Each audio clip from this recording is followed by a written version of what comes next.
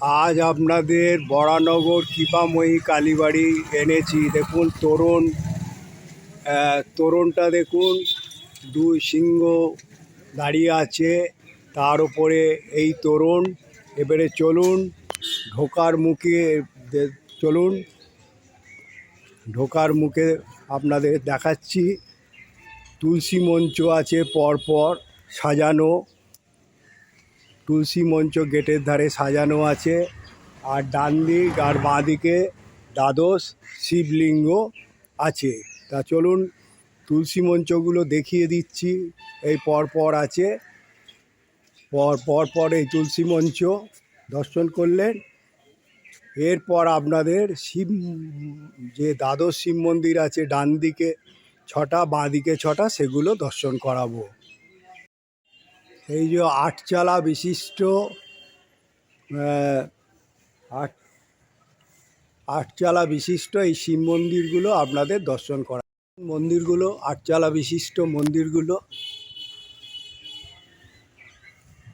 এই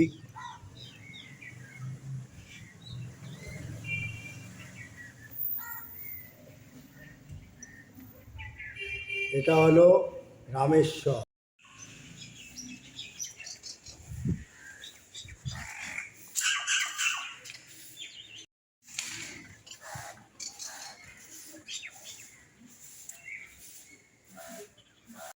সোমনাথ, তারকনাথ, আদিনাথ, এই আটচালা বিশিষ্ট এগুলো দেখুন কত সুন্দরভাবে করে তুলেছে। এবারে আপনাদের বাঁদিকে ঢুকে বাঁদিকেরটা দর্শন করালাম, এবারে ডান দিকেরটা আপনাদের দর্শন করাচ্ছি। দ্বাদশ শিবলিঙ্গের এদিকে 6টা দর্শন করাচ্ছি। এ হলো পশুপতিনাথ, এ হলো বিশ্বনাথ, এ হলো বৈদ্যনাথ, এ হলো চন্দ্রনাথ, এ হলো অমরনাথ, ভুবনেশ্বর। এই মন্দির আটচালা বিশিষ্ট আপনাদের শিব মন্দির। শিব দর্শন করালাম, এক একটা শিবের এক একটা নাম। এই মন্দিরের ইতিহাস আছে। এটা 1850 সালে এই মন্দির তৈরি হয়েছিল। জমিদার জয়মিত্র এই মন্দির তৈরি করেছিলেন। মানে কথিত আছে গঙ্গা থেকে যে কষ্টি পাথরের শিলা ভেসে এসছিল, সেই শিলাকে জয়মিত্র জমিদার তিনি এই কষ্টি পাথর হচ্ছে তখনকার দিনে নবীনচন্দ্র পালকে দিয়ে এই মূর্তি গড়ন করিয়েছিল।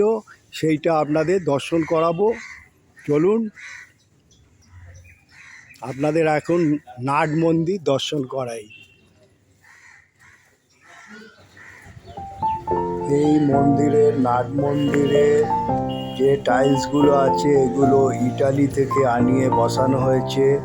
খুব সুন্দর টাইলস দিয়ে নাট মন্দির, এবং নাট মন্দিরে আপনি যদি বসে বিশ্রাম নেন খুব ভালো লাগবে। রোদ্দুর থেকে এসে আপনারা নাট মন্দিরটা দর্শন করুন।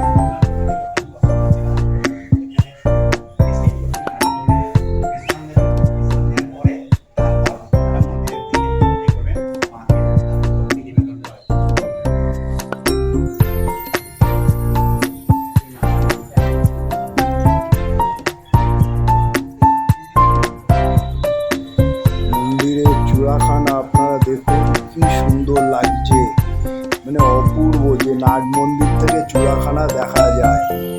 তারপর আপনাদের নাট মন্দির হয়ে মন্দিরের এগুলো দেখুন, কারুকার্যগুলো কত সুন্দর। কৃপাময়ী কালীবাড়ি দর্শন করাচ্ছি, চলুন।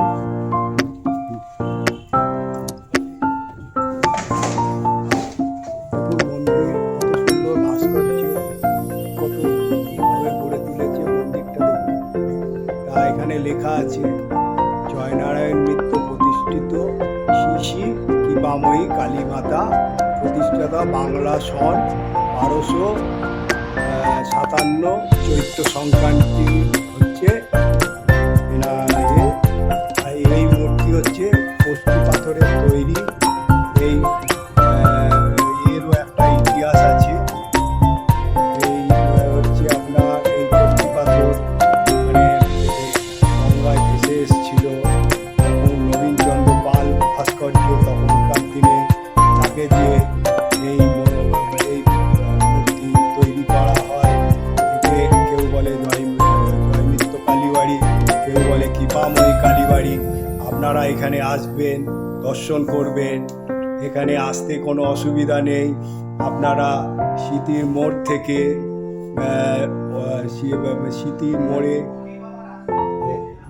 স্মৃতির মোড়ে এসে আপনারা অটো ধরে বলবেন কুটিঘাটে, কুটিঘাট থেকে 2 মিনিটে হেঁটে আপনারা এই কৃপাময়ী বা জয়মিত্রী কালীবাড়ি পৌঁছে যাবেন। আর এই মন্দির কত সুন্দরভাবে গড়ে তুলেছে দেখুন আপনারা। রামকৃষ্ণদেব আছে, তারপরে সারদা মা আছে, তারপর আপনার গোপাল রয়েছে। এত সুন্দরভাবে তুলে ধরেছে এই মূর্তি, মানে বলার মতন নয়। তখনকার দিনে যে ভাস্কর্য নবীনচন্দ্র পাল দাইহাটায় তার বয়ে ছিল, তাকে দিয়ে তৈরি করিয়েছে এই মূর্তি। 1850 ইংরাজি। তা আপনারা পারলে এই মন্দিরে এসে দর্শন করবেন। আর এই মন্দির খুব খ্যাত, প্রত্যেক অমাবস্যায় পূজা হয়। তাই আমি চাইবো আমার দর্শককে আপনারা আসবেন। আমি রুট বলে দিচ্ছি, স্মৃতির মোড়ে বা দমদম স্টেশন থেকে স্মৃতির মোড়ে এসে স্মৃতির মোড় থেকে আপনারা চলে আসবেন কুটিঘাট। আর জলপথে হাওড়া থেকে আপনারা কুটিঘাটে আসুন। হাওড়া থেকে বেলুর থেকে আপনারা চলে আসুন কুটিঘাট। আর ব্যানার্জির পাড়া থেকেও আপনারা ঝুলনতলায় নেবে, 2 পায়ে হেঁটে বসাকপাড়া হয়ে চলে আসুন হেঁটে। তাই আমি কামনা করব আপনারা এই কৃপাময়ী কালীবাড়ি আসুন। আর এই খোলা থাকে, মন্দির খোলা থাকে 8টা থেকে 12টা, আর বিকেল 4টে থেকে 8টা এই মন্দির খোলা থাকে। সকাল 6টা থেকে 12টা, আমার বলতে ভুল হয়েছে, 6টা থেকে 12টা, আর বিকেল 4টে থেকে 8টা পর্যন্ত খোলা থাকে। আর এই মন্দিরে মানে মমতাময়ী, মুক্তময়ী কালী, এই কালীর রূপই আলাদা। দেখুন আপনাদের এবারে নাট মন্দির দর্শন করাচ্ছি। 15টা পিলার বিশিষ্ট এই নাট মন্দির দিয়ে কত সুন্দরভাবে গড়ে তুলেছে এই নাট মন্দির। এই নাট মন্দিরের কিন্তু যে টাইলসগুলো আছে ইটালিয়ান টাইলস দিয়ে নাট মন্দিরটা কত সুন্দরভাবে গড়ে তুলেছে, মানে বলার মতো না। নাট মন্দিরে আপনি নাট মন্দিরের বাইরে যদি যান আপনার কিন্তু গরম লাগবে, আর এই নাট মন্দিরে এসে আপনারা এসে বিশ্রাম নিতে পারেন। এত সুন্দর, মানে বলা আমার মুখে ভাষা নেই, এত সুন্দর এই নাট মন্দির। আপনারা এসে যদি এখানে পুজো দিতে আসেন, নাট মন্দিরে বসে বিশ্রাম নিন। নাট মন্দিরটা দেখুন কত সুন্দরভাবে গড়ে তুলেছে। 15টা বিশিষ্ট পিলার দিয়ে এই নাট মন্দির গড়ে তুলেছে। আর এই মন্দিরে মানে একটা ইতিহাস আছে, এই ইতিহাস অনেকে জানে না। তাই আমি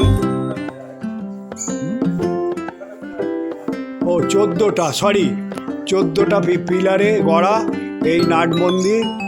আর এই যে টাইলসটা দেখছেন এগুলো ইটালিয়ান টাইলস, এটা কিন্তু রাজস্থানের টাইলস নয়, এটা ইটালিয়ান টাইলস দিয়ে এই নাট মন্দির গড়ে তুলেছে। আর এর ইতিহাস তো আমি সংক্ষেপে যতটুকু জেনেছি বলেছি এই মন্দিরের। আর এই মন্দিরে বিশিষ্ট একটা বৈশিষ্ট্য আলাদা আছে। আর আপনাদের বলবো যে এই মন্দিরে হচ্ছে এখানে ধূপ মোমবাতি জ্বালানো হয়। আর আপনার এখানে একটা তুলসী মঞ্চ পরপর সাজানো আছে। মন্দিরটা কত সুন্দরভাবে গড়ে তুলেছে। তাই দর্শক, আমি মোটামুটি এই মন্দির আপনাদের দর্শন করালাম, এবং আমি চাইবো যে এই ব্লগটা দেখার পর আপনারা আমাকে ছোট্ট করে লাইক করবেন, আর ছোট্ট করে লাইক করবেন, আর যত শেয়ার করবেন বয়স্ক মানুষরা বাড়িতে বসে বসে দেখবে। তাই আমি চাই আপনারা এই মন্দিরে আসবেন, দর্শন করবেন। আর যারা এখনও সাবস্ক্রাইব করেননি, যদি দেখে থাকেন সাবস্ক্রাইব করে দেবেন, অল টাইম বোতামটা টিপে দেবেন। আর যত যা দেখাবার আমি মোটামুটি দেখিয়ে দিয়েছি, আর বেশি কিছু দেখাবার নেই।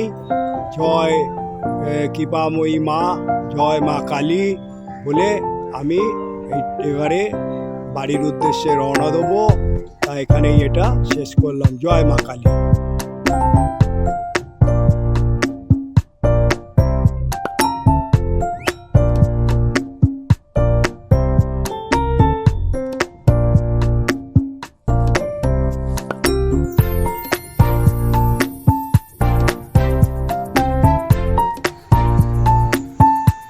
কষ্টি পাথরটা গঙ্গার থেকে মানে কথিত আছে গঙ্গা থেকে পাওয়া গিয়েছিল জয়মিত্র নারায়ণ জমিদার এই মানে দাইহাটার নবীনচন্দ্র পালকে দিয়ে এই মূর্তি তৈরি করে। শোনা যায় এইটা হচ্ছে মানে দক্ষিণেশ্বরের বড়। আর কলকাতার গ্রহদের কাছে একটা আছে, জয় মা কালী।